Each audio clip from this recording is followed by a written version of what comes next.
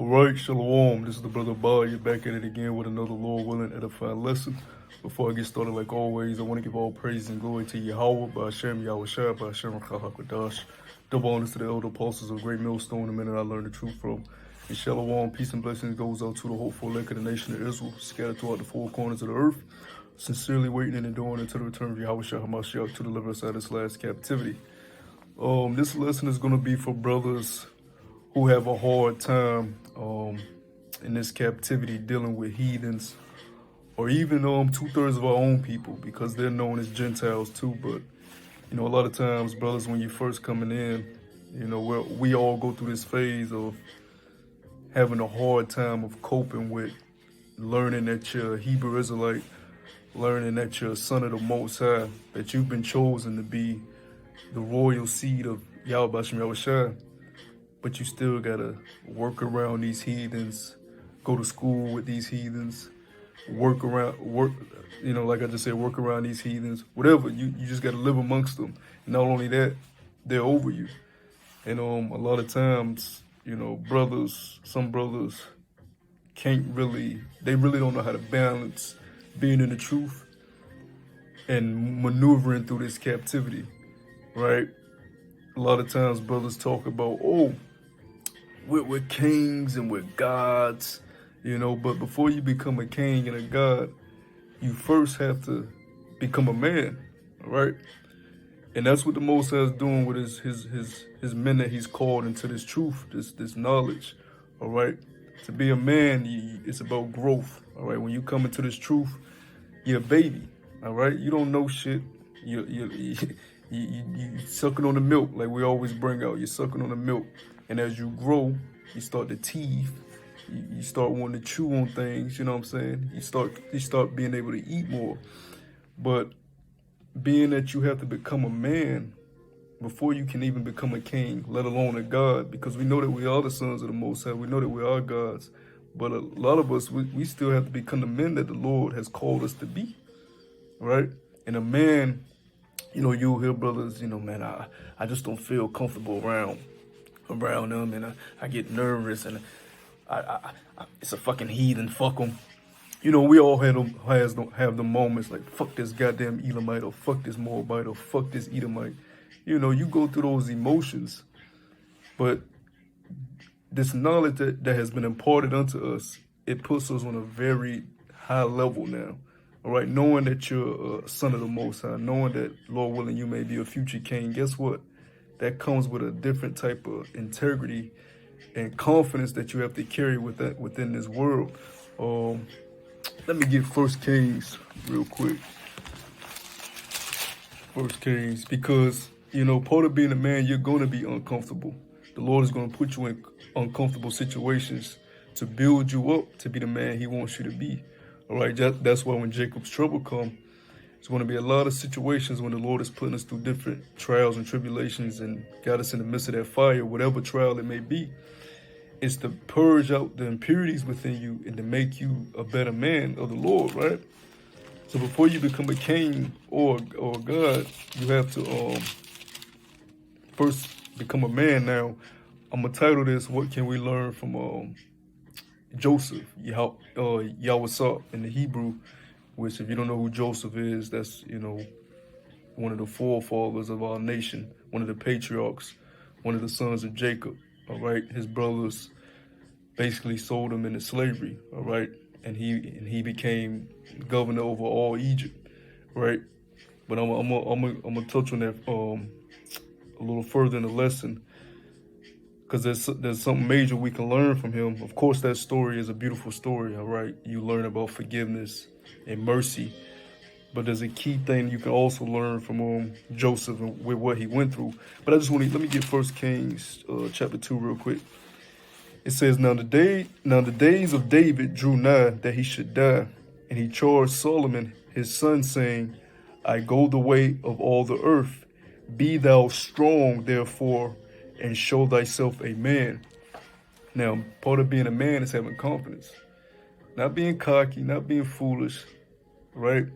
Applying the wisdom that's been imparted unto you, right, from your teachers, and having confidence in knowing that it's the truth, and not being scared to walk in that. All right. So if you go on let me use an example. If you have a job interview, you don't go into the job interview oh, I'm an Israelite.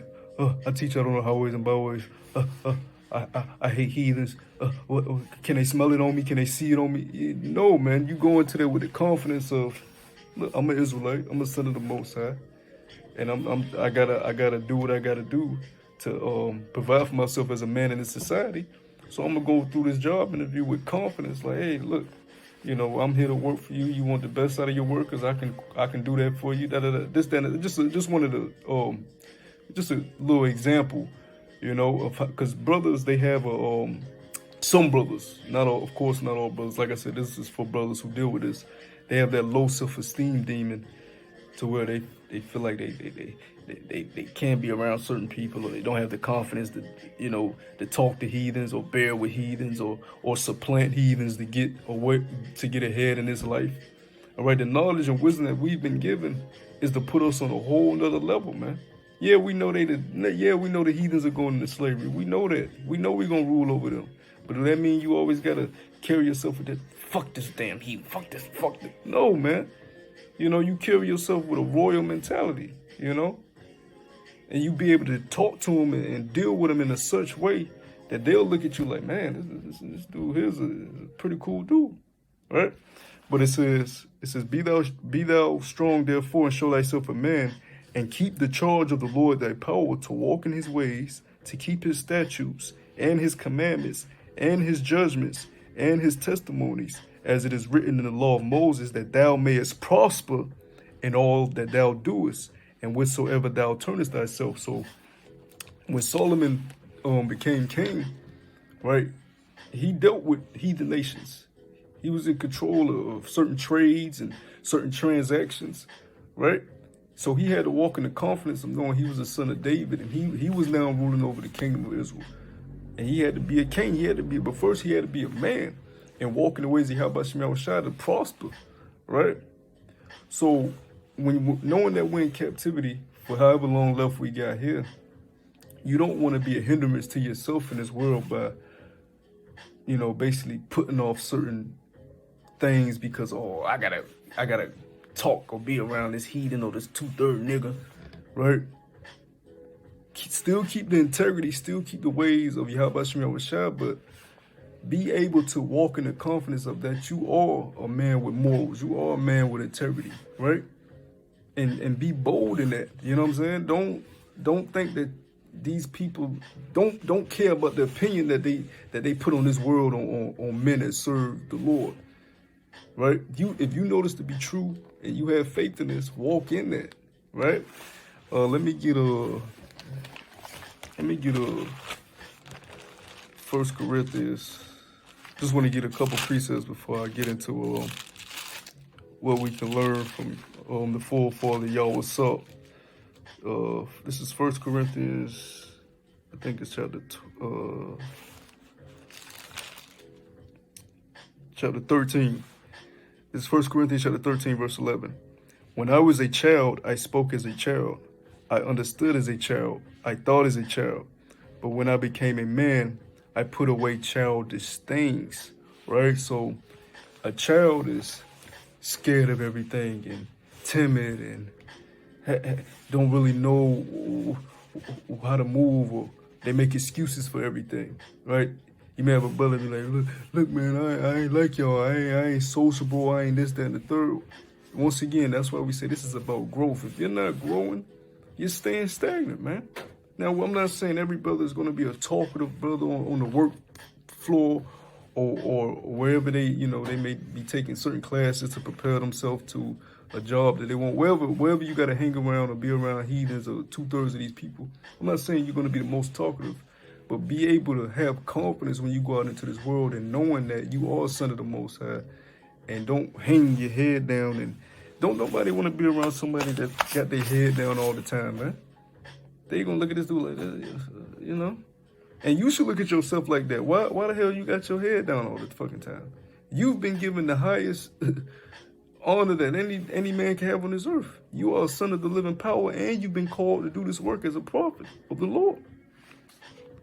You know, you should be concerned about what the Lord thinks about you, you're right, and requires from you. Not concerned about what the opinions of the world thinks. Okay?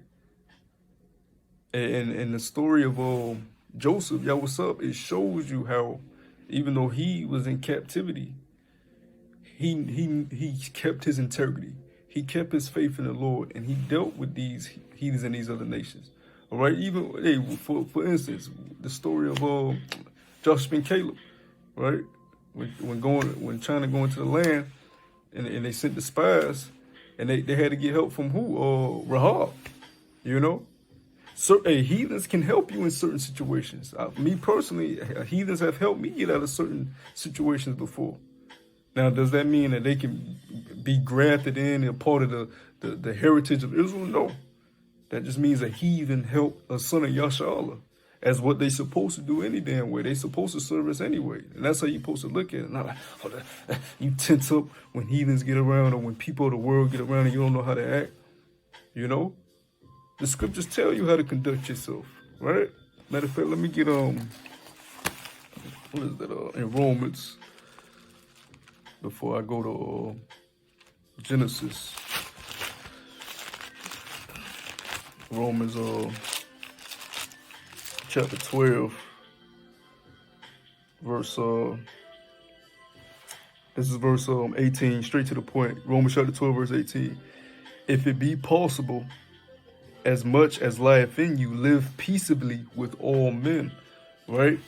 So we know that these motherfucking heathens are going into slavery. You damn right, you know. But you can shake their hand, you know, if you want to. I ain't saying if you want, you know, that's on that's on you. But let's say you in a deal with them, you can shake their hand, or you can hey, have a good day. You know, you talk to them. You talk to them with integrity and morals in it. You show them that you are a man of character, all right? Every time you're around, people can sense when you don't want to be around them. Every time you're like, yeah, all right, yeah, okay. You know? Hey, how did great men in the scriptures, our forefathers, prepare themselves to high rankings in certain societies? They was able to deal with heathens in a way where the heathens looked at them like, man, this is something special about this guy. I can use this guy, right? We're not sovereign right now. We don't have our own kingdom, but the scriptures speak about us rehearsing the righteous acts. That's not just feast days and how holy days. That's you rehearsing the ways of how to be a man from the wisdom that the Lord has gave you. All right, applying the wisdom of how to be a king before you actually have the crown on your head, right? So let me get I might have to search through this a little bit, because just to pick out a couple points in Genesis about Joseph, because you know when his brothers put him in that pit and basically sold him into slavery, you know when he grew up in Egypt, he basically grew up in Egypt. He became a man in Egypt. He didn't start cursing out all the people in Egypt. Y'all not from my heritage. You know what I'm saying? I was sold in slavery by my brothers. Fuck y'all. This, then the third. You know, or forsaking his power of the Lord, right? Which I'm sure he dealt with those thoughts like, fuck, man, I'm around these people I don't know. This, then the third. They don't share the same heritage as me. They don't have the same culture. You know, I miss my family, but he kept his integrity and he dealt with them with wisdom. Now I'm gonna get Genesis chapter 39, and this ain't gonna be no long lesson. I just wanted to touch on this because it was on my spirit, and I'm gonna get straight to the point. This is Genesis chapter 39, verse 2. And the Lord was with Joseph, and he was a prosperous man. All right, we read in what was that we just read in 1 Kings. Show thyself a man and acknowledge the Lord in all thy ways, roughly paraphrasing, and then you shall prosper in everything that you do. It said, and the Lord was with Joseph, and he was a prosperous man, and he was in the house of his master, the Egyptian, right? And his master saw that the Lord was with him, and that the Lord made all that he did to prosper in his hand, right? And Joseph found grace in his sight, and he served him, and he made him overseer over his house and all that he had put into his hand. Now, if Joseph was on some shit like,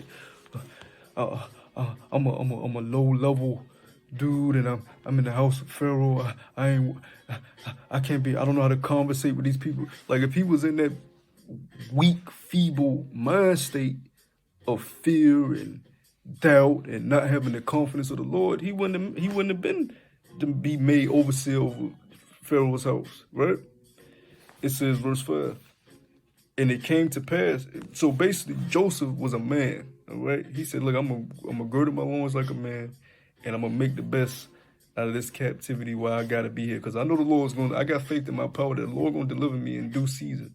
But while I'm here, I'm gonna make sure I obey the Lord, live my life the Lord wants me to live it. And I'm gonna deal with these people, like a man with morals, integrity, and confidence, right?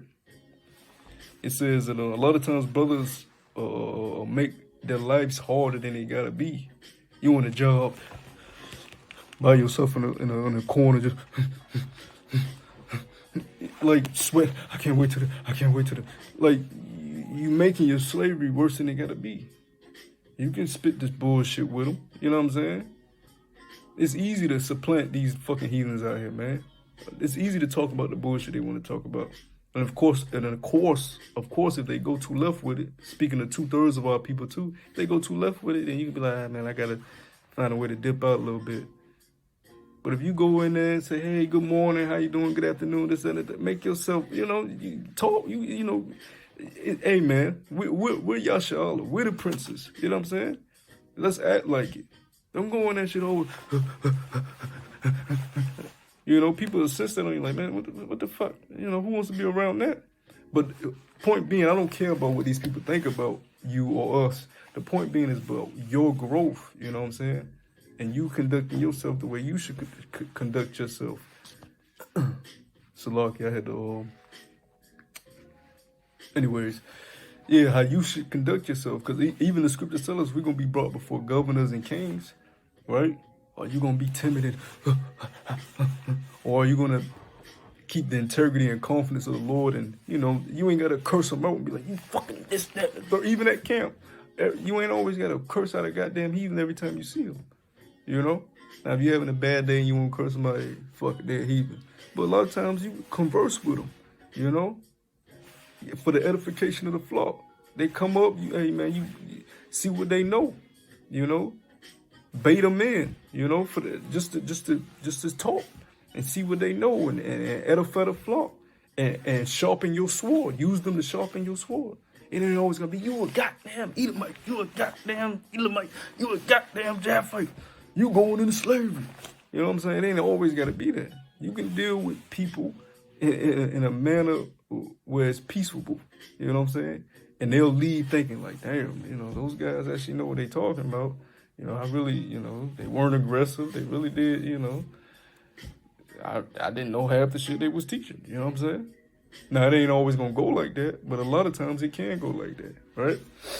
Let me continue. Let me finish this off. It said, verse 5, and it says, and it came to pass from the time that he had made him overseer in his house and over all that he had, that the Lord blessed the Egyptian's house for Joseph's sake.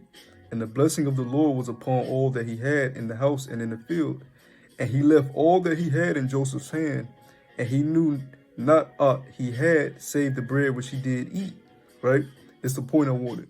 It says, and Joseph was a goodly person and well favored. So Joseph was well favored by Pharaoh and these Egyptians. They looked at him as in a high standard, right? Now, when you read further in the story, Pharaoh's wicked ass wife tries to get YAWASAP to commit adultery with her. And he still, even though he was well favored, guess what? Even though he know how to deal with these heathens, he still kept his integrity and the statutes of the Lord. So he said, nah, I can't do that. But she ended up framing him anyways. And then he got downgraded from overseer and sent to the basically the dungeons where Pharaoh kept all his prisoners. So not only did he become sold into Egypt, he got put as a prisoner in Egypt, and he was living as a righteous man, right? So what can you learn from that? Even you can be doing everything so-called right, or you feel like you ain't really done nothing wrong, but you still may go through a tough situation. Still keep your integrity. Still deal with these people as you know you should deal with them. You know, till we get our kingdom and re-ruling over them, we got our feet on their necks. Right? We're gonna converse with them, talk with them. You can learn shit from these heathens. You know what I'm saying? Yeah, I ain't gonna lie. It's some funny, cool heathens out there. You know what I'm saying? Even some Edomites, you may be around some certain Edomites, like, this Edomite ain't that bad. You know, a lot of times they be Jake, but at the end of the day, they're a goddamn Edomite and they wicked. You know, because the Most High said they wicked. If they ain't a murderer, they a liar. If they ain't a liar, they an adulterer. If they ain't an adulterer, they a homosexual. If they ain't a homosexual, they a pedophile. If they ain't a pedophile, they love abominable foods. And the list goes on and on with these Edomites. And a lot of these heathens, and 2/3 of our people. But we already know this. We have knowledge above them. So we know we should know how to deal with them. Right? Remember, we're the royalty. Alright? But let me get Genesis chapter 41. And I'm gonna wrap it up here. I want to get another point.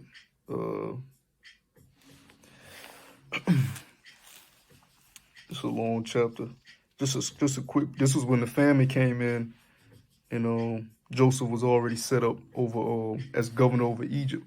Just like when I brought out in First Kings, how King David told King Solomon, "Show thyself a man, and keep the statutes and commandments of Yahweh and lead your people." Right. Well. This is Genesis chapter 42, verse 57. It says, straight to the point. And it says, and all countries came into Egypt to Joseph for to buy corn, because that the famine was so sore in all the lands. And why did I want to read that? Because it proves that Joseph had to deal with a lot of different nations, right? A lot of different type of people coming in because of the famine, right? If he was a scared, low self-esteem, timid, not confident in the Lord, not confident in his heritage, not confident into what the Lord created him to be, the man the Lord created him to be, he couldn't have been the governor over Egypt. He couldn't deal with these nations. He couldn't talk with these nations. He couldn't converse with these nations, right? So, I just wanted to make this lesson for brothers that have a hard time, dealing with these heathens. Remember that you're Israelite, all right? You already know that. You know they're a heathen, right? So don't let your slavery destroy you. We know this is not our rest, but the Lord has already given us the tools, the cheat code of how to pass the test. Have confidence in that, have belief in that, and walk through it. You know what I'm saying? And continue to fight, continue to grow into being the man that the Lord has called you to be. Then you will be a king. Then you will end up being a God, for we are the sons of Yahweh, by Hashem YAWASAP. So I hope this was edifying, man. Didn't want to make it too long. Till next time I say, Shalom.